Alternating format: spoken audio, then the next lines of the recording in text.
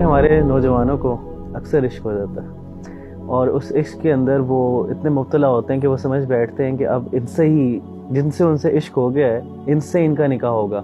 اور کافی جد و جہد کے بعد بھی اگر ان کو عشق نہیں مل رہا، وہ پیار نہیں مل رہا، جس میں وہ ایٹ دی اینڈ نکاح نہیں ہو رہا اس کا، اور نکاح نہیں ہوتا اکثر، تو جب اس کے بعد ایک درد اور تکلیف انسان گزرتا ہے، بڑی مشکلات بھی اس میں آتی ہیں، اور انسان کی زندگی کا تصور بھی چینج ہو جاتا ہے. کہنے کا مقصد یہ ہے کہ انسان اپنے آپ کو سمجھتا ہے کہ وہ اس کے بغیر زندہ ہی نہیں ہے.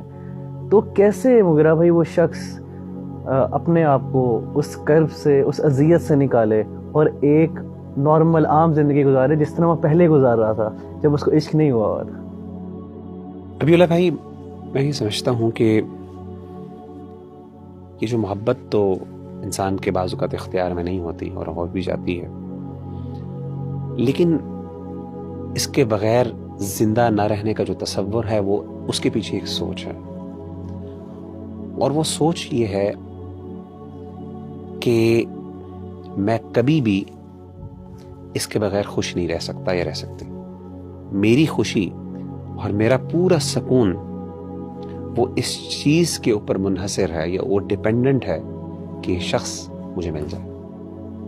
یہ امپاسبل ہے کہ اس کے بغیر میں خوش یا راضی ہو سکوں، یا مجھے یا میرے دل کو سکون مل سکے. ربیع اللہ بھائی، مجھے یہ بتائیے، کیا میرے اللہ کے پاس اپنے پیارے بندوں کے لیے لڑکیوں کی کمی؟ بالکل نہیں. ایک اور چیز میں آپ سے سوال پوچھتا ہوں، کیا میرے رب کے پاس اپنی پیاری بندیوں کے لیے لڑکوں کی کمی؟ ہم کیوں یہ سمجھ بیٹھتے ہیں کہ میرا رب مجھے راضی نہیں کر سکتا؟ میں کیوں یہ سمجھ بیٹھتا ہوں کہ میرا رب مجھے خوش نہیں کر سکتا؟ میری کیوں خوشی اسی شخص کے ساتھ معلق ہے؟ میں آپ کو ایک واقعہ بیان کرتا ہوں، ایک محبت کی کہانی چھوٹی سی آپ کے گوش گزار کر دیتا ہوں. حضرت ام سلمہ رضی اللہ تعالی عنہا کو اپنے شوہر ابو سلمہ سے بہت محبت تھی. ابو سلمہ کو احد کے دن چوٹ لگی، زخم لگا، اور اس کے بعد وہ اللہ تعالیٰ کو پیارے ہو گئے کچھ دیر بیماری کے بعد. تو اللہ کے رسول صلی اللہ علیہ وسلم ان کی عیادت کرنے آیا کرتے تھے، اور جب اللہ کے رسول صلی اللہ علیہ وسلم کو یہ پتہ چلا کہ ابو سلمہ دنیا سے رخصت ہو گئے ہیں، تو آپ نے حضرت ام سلمہ کو ایک دعا سکھائی اور کہا، آپ یہ کہیں انا للہ و انا الیہ راجعون، کہ ہم سب اللہ کے ہیں اور اسی کی طرف ہم نے لوٹ کے جانا ہے. اور ساتھ یہ بھی کہ اللہم اجرنی فی مصیبتی واخلف لی خیرا منہا، کہ اللہ جو مجھ پہ تکلیف آئی ہے تیری طرف سے، اس تکلیف کو رائگاں نہ جانے دینا. کیا مطلب ہے؟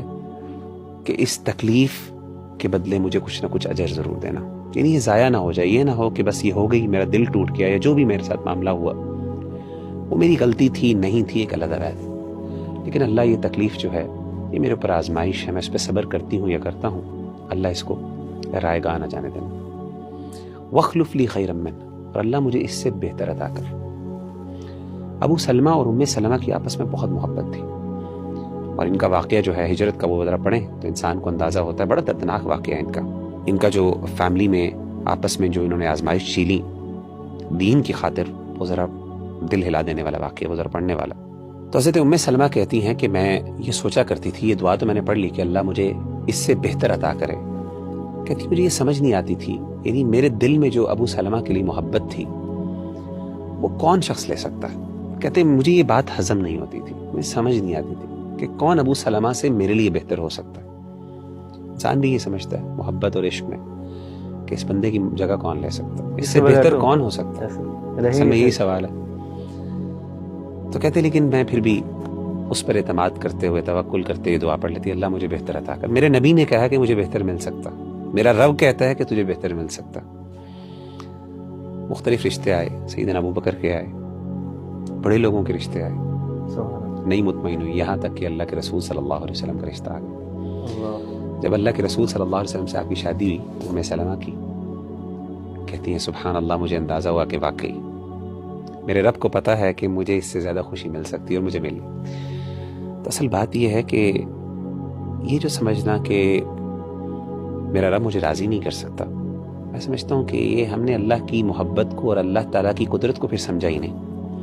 انسان کو دعا کرنی چاہیے، جیسے استخارے کے آخر میں آتا ہے نا، اللہم ردنی بھی، اللہ فیصلہ تو کر لے، میں تیرے اختیار میں دے دیتا ہوں یا دے دیتی ہوں، لیکن اللہ پھر میرے دل کو بھی ٹھنڈا کر، میرے دل کو راضی کر دے. تو یہ اللہ سے دعا مانگنی چاہیے، انشاءاللہ اللہ تعالیٰ بہتر عطا کر دے گا. اللہ پہ ٹرسٹ کرے انسان.